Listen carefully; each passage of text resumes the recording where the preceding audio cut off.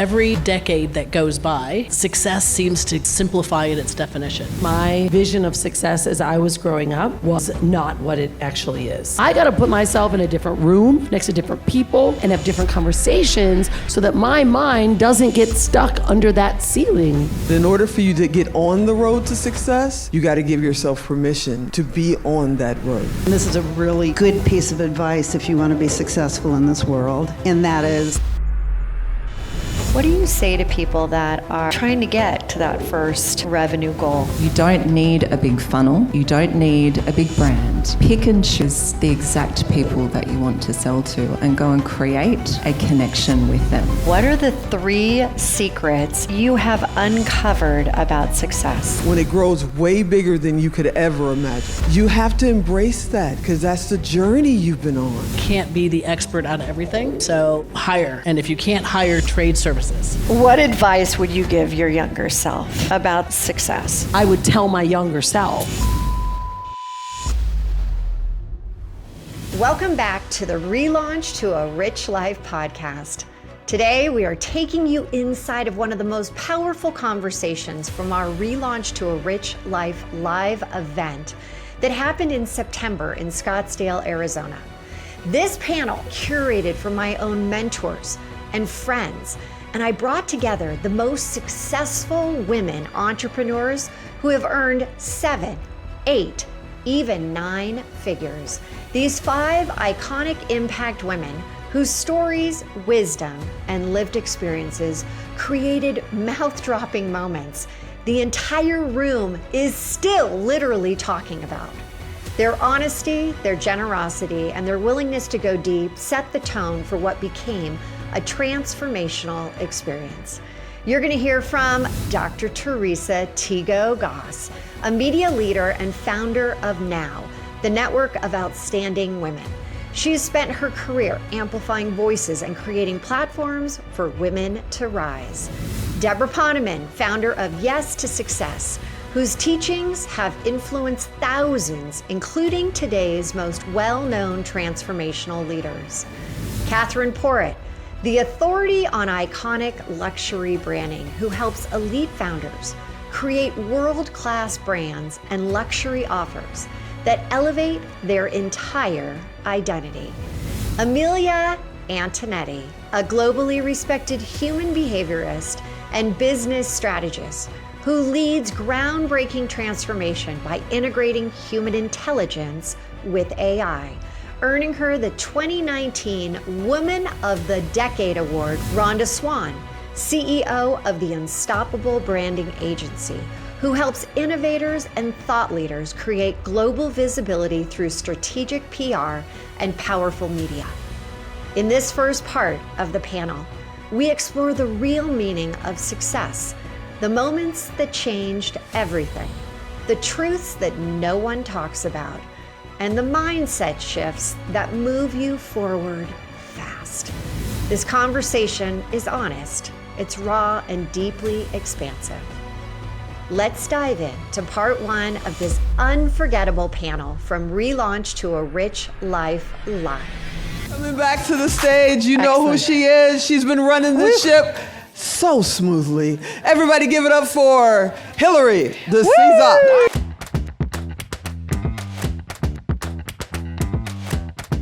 So what we're going to do now, this is one of the highlights, that as I said, I am having an opportunity to write the book, to have these incredible women come and share their specific journeys. Like, how did they do it?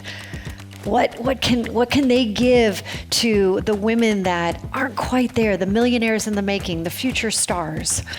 And we said 1.9% of women right now, female entrepreneurs, get to 7 figures. Well, my goal is when you hear these women talk about how they did it, what they would do differently, all these good things, take notes. This is like the fast pass on a freeway. all the people are sitting there and they're like, oh, I'm going to get there one little step at a time. This is like super boost, like make it happen. So I would like to call up to this like massive power panel, the power panel, Miss Amelia, Tigo, Rhonda, Catherine. Come on.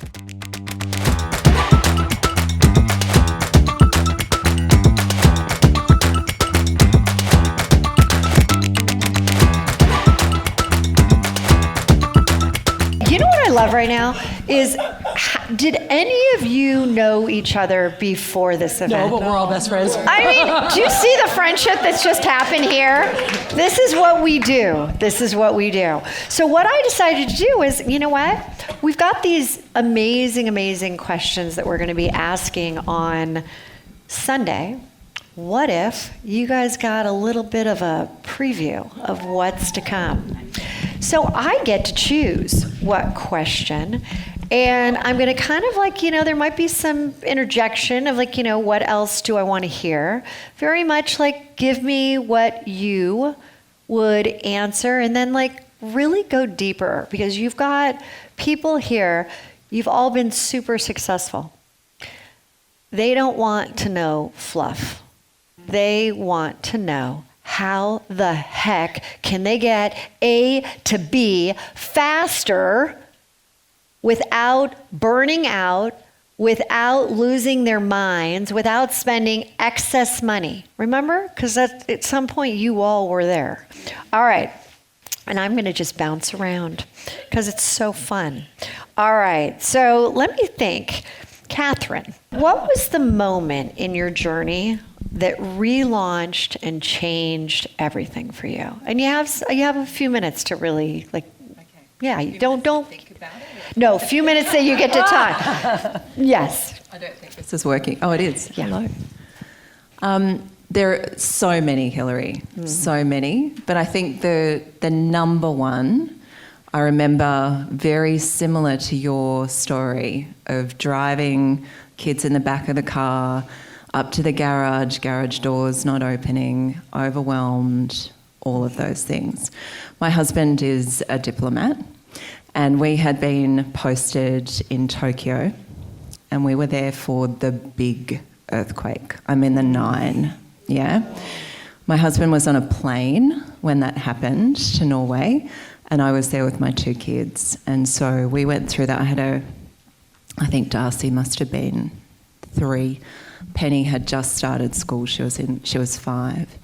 So we went through that earthquake experience, got evacuated out, and I decided to not go back. And it was the same time that I had been signed by Penguin Viking to write my first book. And so I was a single mum running a multimillion-dollar business with no family support, writing a book. And I remember really distinctly walking into the warehouse one day and just taking a look around and thinking, what the flip am I doing? There is no joy in this anymore. There's just no joy. And that was at that moment that, thank goodness, I had big girl's pants on. And I prioritised myself. I'd been running a business like a democracy, which big lesson for a 20 and 30-year-old, just growing a business by the seat of your pants and not really having the certainty or the confidence to make really good decisions. That was the first really great decision that I ever made in business. Everything up until that time was sheer determination and sheer luck, I think. So I made that decision to exit, and it took some time, but I was determined. So that was my first really big relaunch, and that's why this business now that I was talking with you about before is so special to me, because it's been built from pure intention. So for those sitting out there, right? They may have had that moment of like, I can't do it right now. I don't have the means, the funds. What do you say to people that are wanting to go big, And we've talked about this attitude of like, you got to spend money to make money, or you've got to, another philosophy is you got to make it first and then spend it. What do you say to people that are starting out, that are kind of trying to get to that first revenue goal? Yeah, I actually think that's a load of BS. If you go back before digital kind of ruined everything and made us really lazy. I mean, I love digital businesses. I loved. I'm not lazy. I didn't mean that. What I meant was funnels and things. There are a lot of work to create, and what they do is put us in a position where we're passively waiting for a lead to come through, drop in our lap, all of those. That's what I mean by lazy. We become lazy marketers, right? And that first business, I was lucky enough to build when you could practically print money. I wish I'd known how easy it was back then. It's crazy. Anyway, I don't think you need to fall into that mainstream trap. You don't need a big funnel. You don't need a big brand. You don't need someone to do a great big photography shoot with you. You don't need any of those things to be successful as an expert. I would literally love you to do this. Pick and choose the exact people that you want to sell to and go and create a connection with them. That's great. That is literally all you need to do. I have clients that, I just worked with a client, my first client that's ever sold $1 million offer in month 1, right? We've got plenty of people that have done it over time, but month 1, all she did, if you want to replicate what she did, she got really clear on what it is that she does that she's best in the world at, and then she went and chose the people that she wanted to sell to, and she put herself bravely in front of them, and she flippin' sold it. That's all you got to do. Good. And I'm not saying you need to go sell $1 million offer, even if it's a $2,000 offer. Just go out there and choose those people. You don't need all the paraphernalia to do that. When you've got the financial foundation, then for sure go and do all of those great things. Get your scale, hire Rhonda, do all of that. But you don't need to do that from day one. Really good. All right. Deborah, what advice would you give your younger self about success and creating success? I am my younger self. That's great. This is something that young people really don't know, and that is the importance of treating everyone as the most important person in the world. We don't learn that until later on, that the person standing in front of you at any given moment is the most important person in the world. And I'll tell you how I learned that, and this is a really good piece of advice if you want to be successful in this world. When I started my Yes to Success company in the early 1980s, a cute little college student came up after one of my presentations, and she was just bouncy and adorable, and she said, I want to work for you, I want to work for you. And I said, well, what do you do now? She said, I'm in college, but I'm going to drop out and to work for you. And I said, well, okay, maybe you better talk to your parents about that. Anyway, she did, and she became my secretary. And that little girl, whose name is Marcy Shimoff, went on to become one of the best-selling female authors of all times. Now, how many of you have ever been in a situation where you're talking to someone and you're pouring your heart out to them, and they're looking around the room to see if there's somebody more important to talk to? Anybody, or is it just me? Right? And how does that make you feel? Never do that to anybody. Because what that means is that you don't trust the universe to bring you the right people.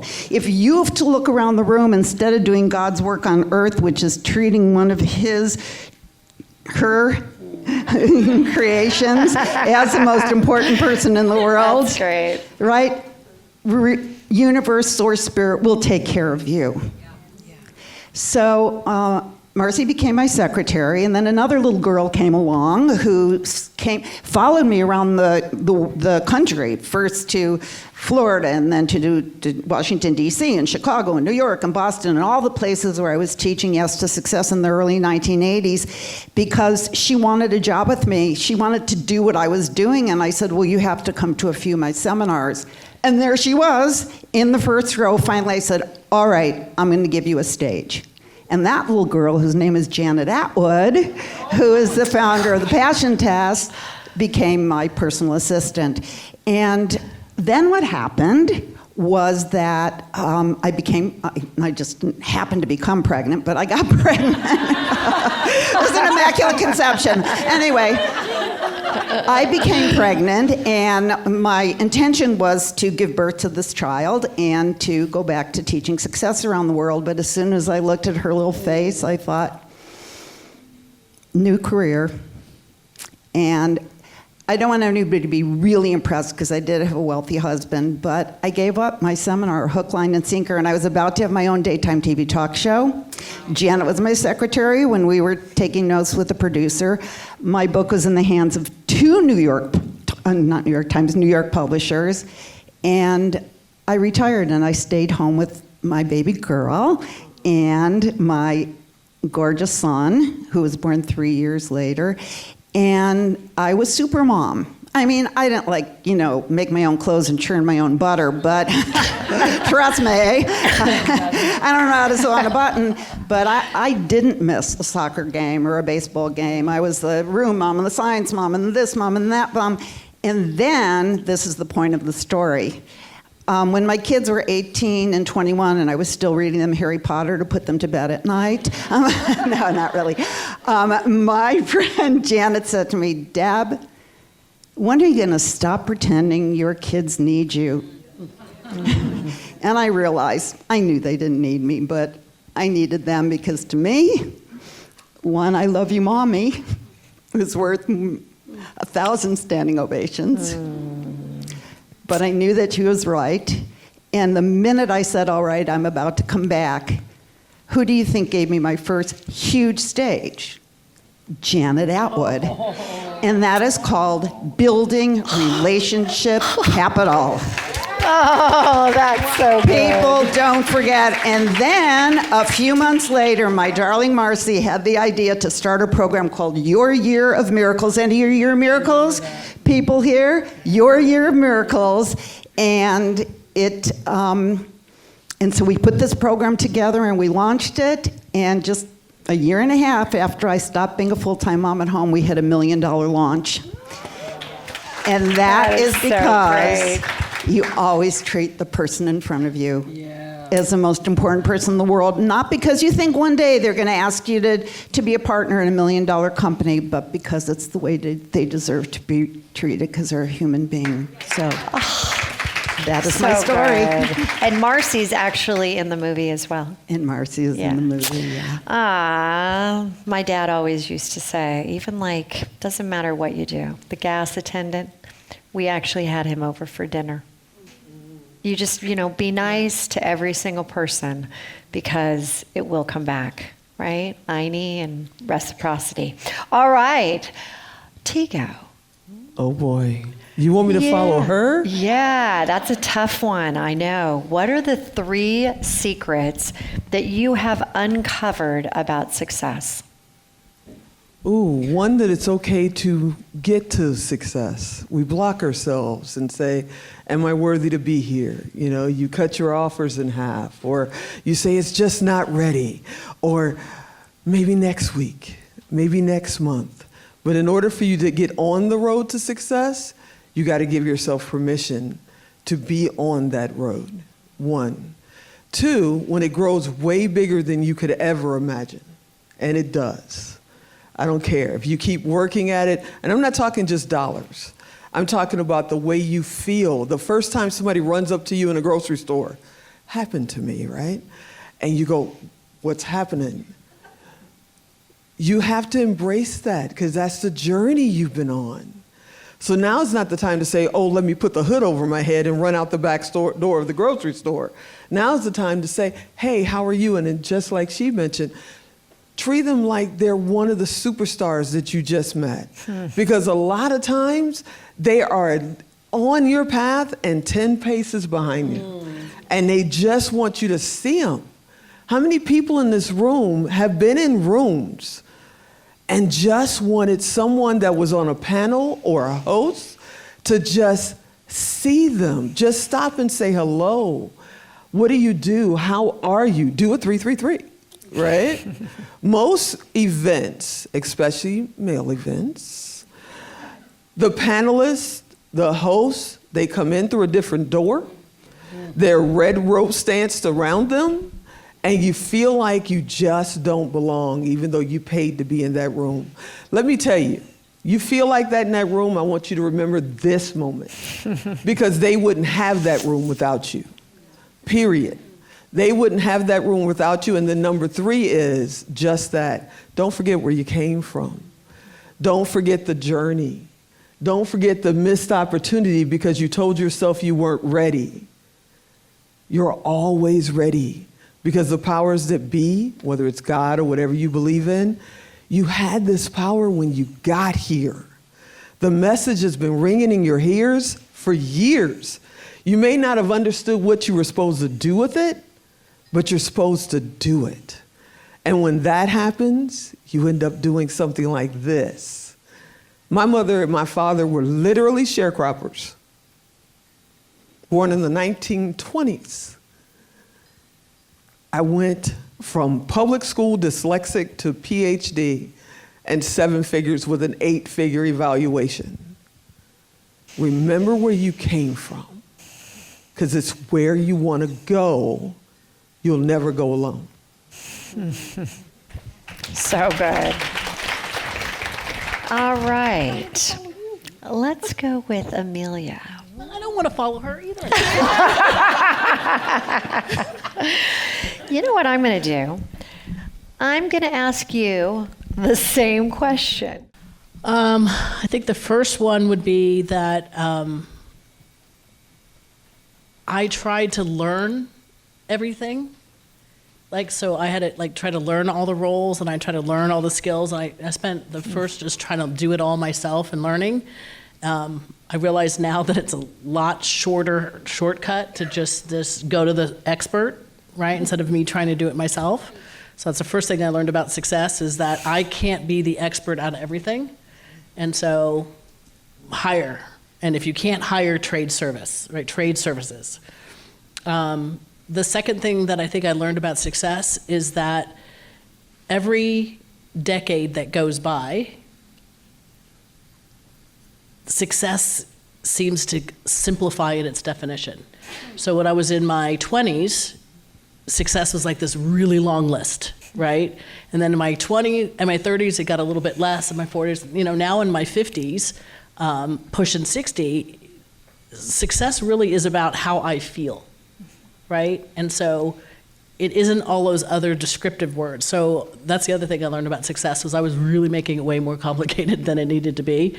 And then I think the last one is that I never realized how much the giving and the transfer of knowledge is such a big part of how you feel, right? And so success for me now is really being able to take whatever it is that I know, or the access I have, or whatever resource I have, and giving it away to somebody else, right? That really, more than anything else, because what you're doing is you're validating my life. So for every bump, for every tear, for every mistake, for everything that I've ever lost, if I can tell you something or show you something or open a door for you and you don't have to suffer, then it makes my suffering worth it, right?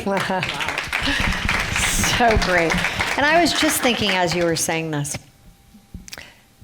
I'm not sure any of you, all of us, as we're all, we all had great, successful careers. Do you realize if we started to add up all the numbers of how much we have made and impacted, this is $1 billion stage right here. Oh, easily, yeah. I mean, do you get that? I guarantee you, this has maybe happened a very few handful of times. Oh, and even if you just added up the amount of money we've wasted. Yeah, absolutely. I mean, yeah, exactly. Because you remember, for every dollar that you do right, you've had to do $4 or $5 wrong. That's so true, everyone. Absolutely. All right.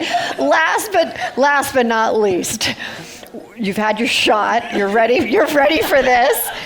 All right, we all want to know, what advice would you give your younger self about success? Let's just start right there. That's a really good one, because my vision of success as I was growing up was not what it actually is. And I say that because I was born to a drug addict father, alcoholic, no money, from the South, granny and papa, American Indian family with 36 grandkids at my granny's house. My dad was a drug addict. My mom was 19. My dad's sister, my mom married her brother. My dad married that sister. Like, it was not intertwining. I mean, like, a brother and sister married a brother and sister. That wasn't, yeah, it could have gone that way, because I do have Southern family members. That's the shot.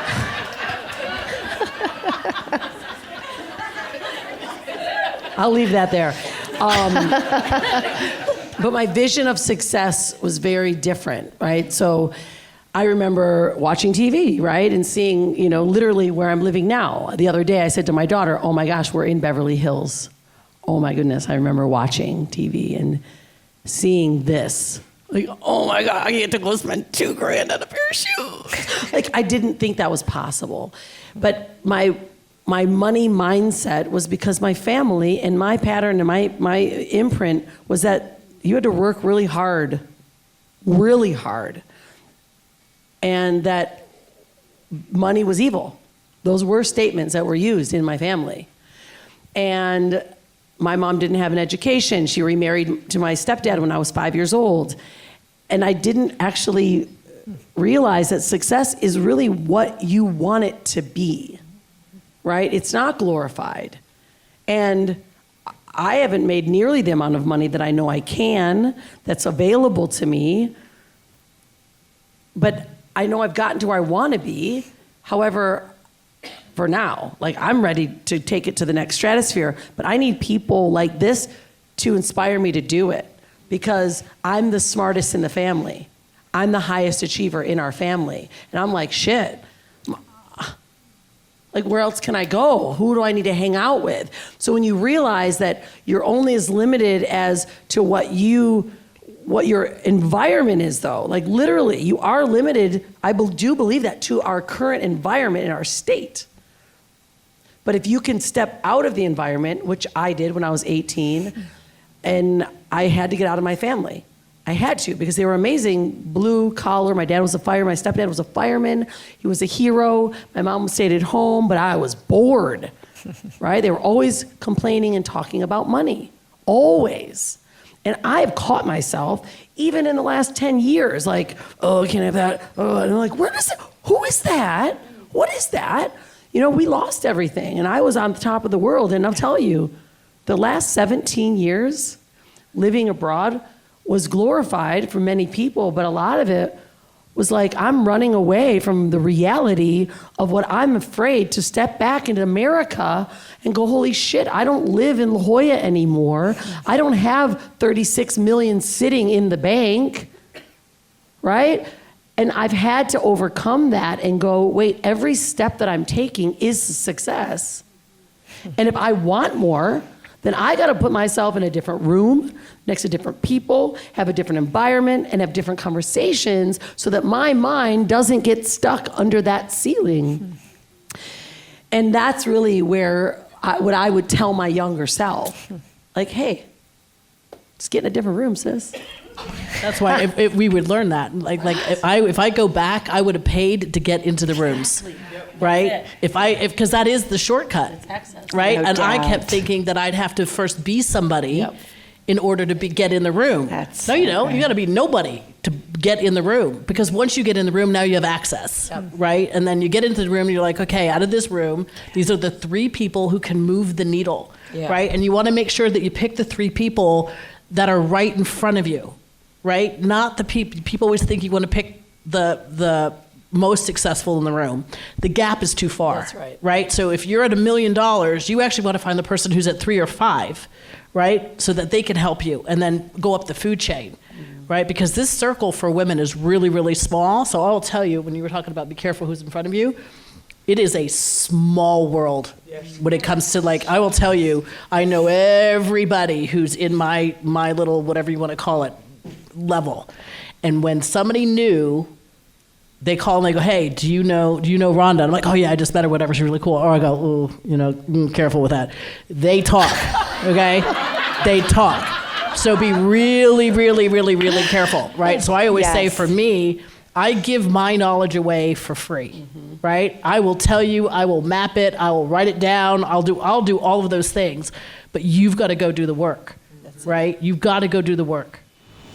Thank you for joining me for part 1 of the powerful panel from Relaunch to a Rich Life Live. These stories and lessons are only the beginning. In part 2, we go even deeper with raw honesty, real breakthroughs, and some of the most meaningful moments from the entire event. If you want to learn more about our next event in September 2026, visit relaunchtoarichlife.com. relaunchtoarichlife.com. I can't wait for you to hear what is coming next.